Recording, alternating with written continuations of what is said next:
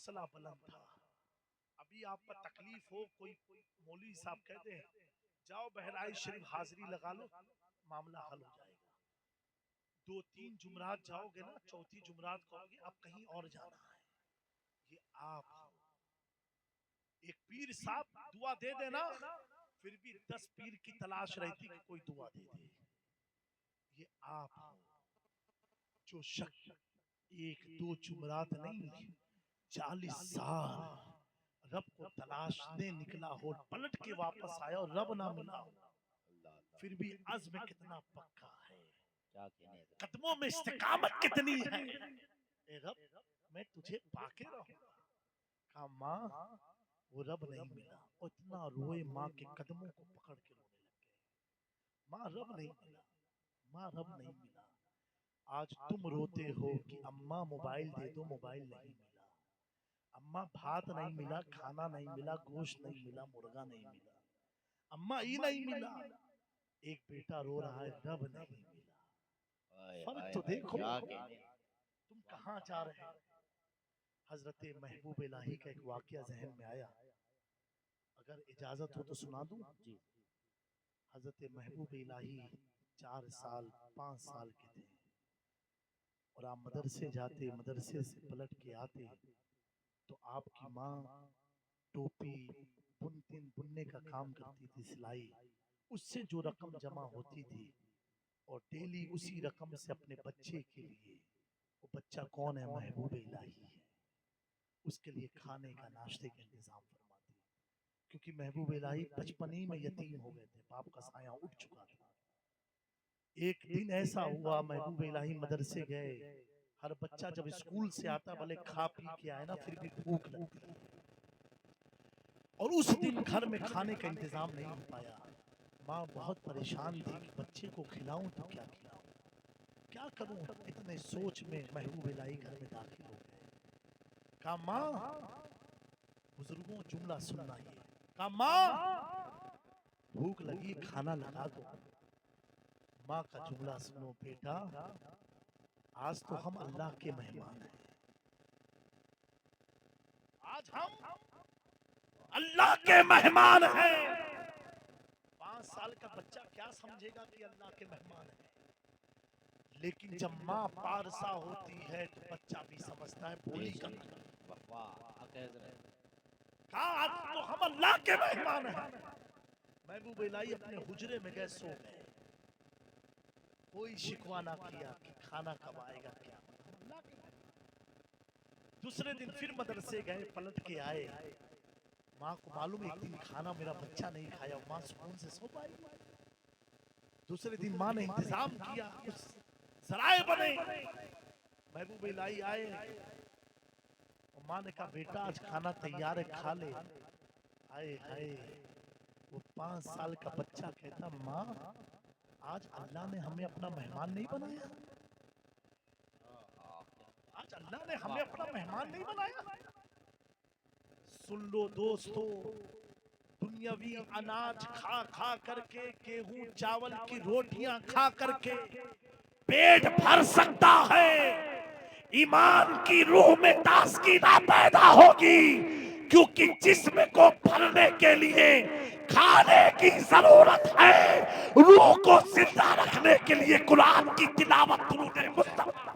زندہ باد, زندہ باد, سبحان اللہ. دنیا سمجھتی تھی حسین بھوکے تھے, حسین کی ماں نے حسین کو بکرے نہیں کھلائے, اگر کھلایا تو سبحان اللہ کی تسبیح پلایا, الحمدللہ کی تسبیح پلایا. اثر یہ رہا سر کٹ گیا, نیزے پر قرآن سنا کے حسین نے بتا دیا جو دنیاوی کھانا کھا کے سکم شیر ہوتا ہے وہ مر جاتا ہے, جو قرآن کی حلاوت سے زندگی گزارتا ہے وہ مرنے کے بعد بھی قرآن کی تلاوت.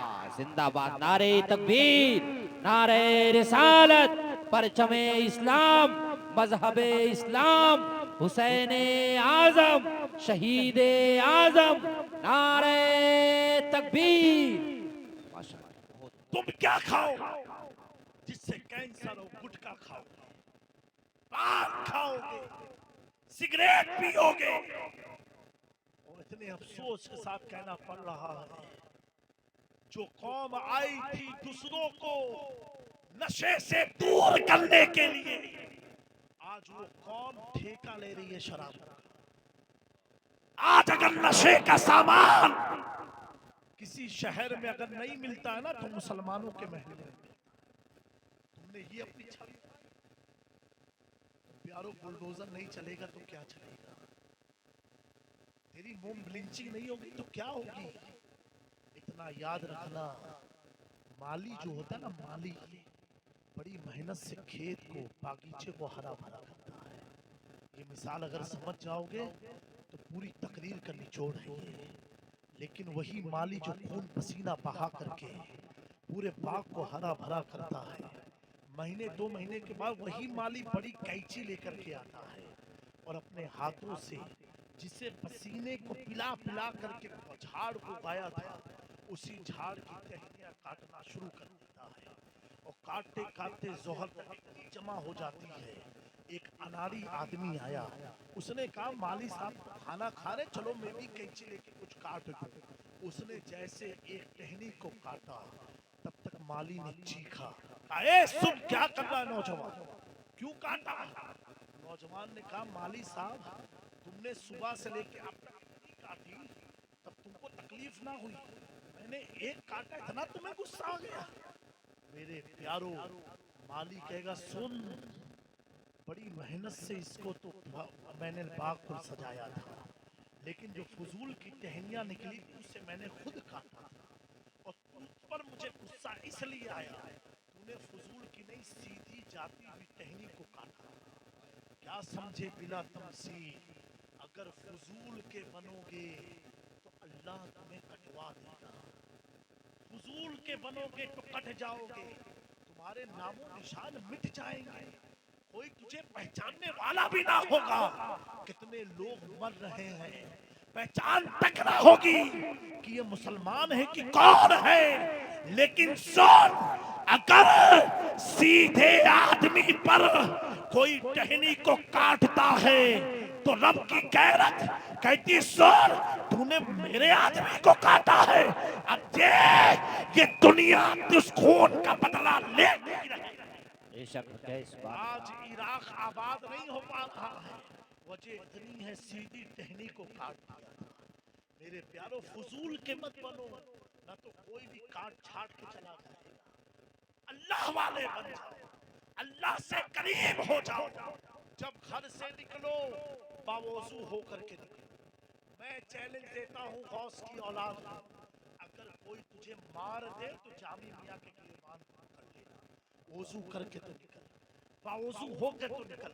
घर से निकलना है, माँ बाप के हाथ को चूम के निकल, घर से निकलना है, आयते कुर्सी का शामियाना लगा के निकल। मैं अल्लाह की इज्जत की कसम खा के कहता हूँ, जब बंदे मोमिन, अल्लाह के नबी ने फरमाया है, आयते कुर्सी पढ़ के जब घर से निकलता है, उस वक्त तक जब तक घर लौटता रही है, अल्लाह के मुकर्रर फरिश्ते उसकी हिफाजत की दुआएं मांगते। बेशक, सुभान अल्लाह, सुभान अल्लाह, बहुत अच्छा पैगाम। तुझे तो कुरान ने नुस्खा दे दिया है, तुझे तो हदीस ने नुस्खा दे दिया है, लेकिन तुझे चैन कहाँ है? तुझे तो उससे समझना जो शराबी हो, जो चुआड़ी हो, जो सानी हो। आज हमारी कौम की ये मुकद्दस शहजादियां गैरों के साथ भाग रही हैं, और ये कौम के नौजवान डीजे और 31 दिसंबर को नाचने का प्लान बनाएंगे। जिस तुम्हारी बहन को कोई भगा रहा है और तुम फिर भी नाच रहे हो, तुम्हारी गैरत को हुआ क्या है? तुम हो क्या गए? तुम क्या हुआ क्या है? कौन सा भूत ऐसा सवार हो गया है कि घर की बच्चियां गैरों के साथ भाग रही है और तुझे नाचने की फुर्सत है? खबरदार, खबरदार, खबरदार, अगर इज्जत चाहते हो तो अल्लाह ताला ने कुरान में फरमाया कि अगर कोई शख्स गुनाहे कबीरा से परहेज कर लेता है, अपने आप को बचा लेता है, तो अल्लाह ताला नुकफ्फिर अन्कुम सय्यआतकुम, अल्लाह ताला उसके छोटे गुनाहों को बख्श देता है, उसके छोटे गुनाहों को بخش دیتا ہے وَنُدْخِلْكُمْ مُدْخِلًا كَرِيمًا، اور اللہ اسے عزت والے جگہ پر داخل فرما دیتا ہے۔ پیارو پتہ کیا چلا؟ عزت مال سے نہیں، زر سے نہیں، دولت سے نہیں، آپ کے پاس عزت عیش و عشرت سے نہیں۔ خدا کا قرآن کہہ رہا ہے اگر تم گناہ کبیرہ سے بچتے رہے تو اللہ تمہیں عزت عطا فرمائے گا، عزت عطا فرمائے گا۔ دوستو اگر عزت بادشاہت سے ہوتی تو میرا مخدوم سمنان کی سلطنت کو نہ چھوڑتا۔ میرے مخدوم نے سلطنت کو چھوڑ کے بتا دیا کہ سنو، سلطنت کی کرسی میں وہ مزہ نہیں ہے جو خدا کی بندگی میں ٹوٹی چٹائی پر عبادت کرنے سے۔ بے شک حق ہے، واہ بہت اچھا پیغام، ماشاءاللہ سبحان اللہ۔ دوستو پردھان بننا چاہتے ہو تو یہ سوچ کے بنو کہ اللہ کے نزدیک مجھے عزت کمانی ہے۔ یہ دنیا کیا عزت دینے والی ہے جو 5-5 سال میں چند روپیوں پر شراب کی بوتلوں پر بک جاتی ہو۔ آپ کو یہ سوچنا عزت تو میرا رب مجھے دے گا، اور رب کیسے دے گا؟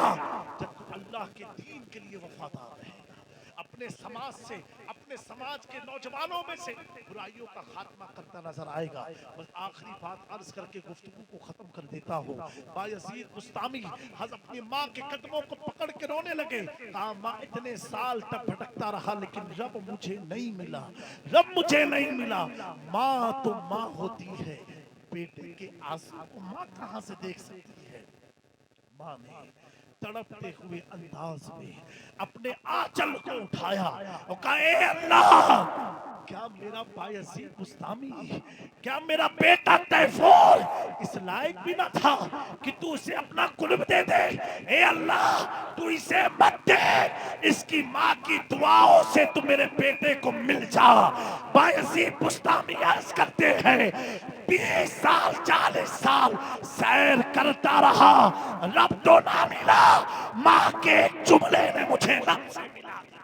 آہا بے شک، نعرہ تکبیر، نعرہ رسالت، عظمت والدین کریمین، نعرہ تکبیر، سبحان اللہ۔ ماں کے ایک جملے نے مجھے رب سے ملا دیا۔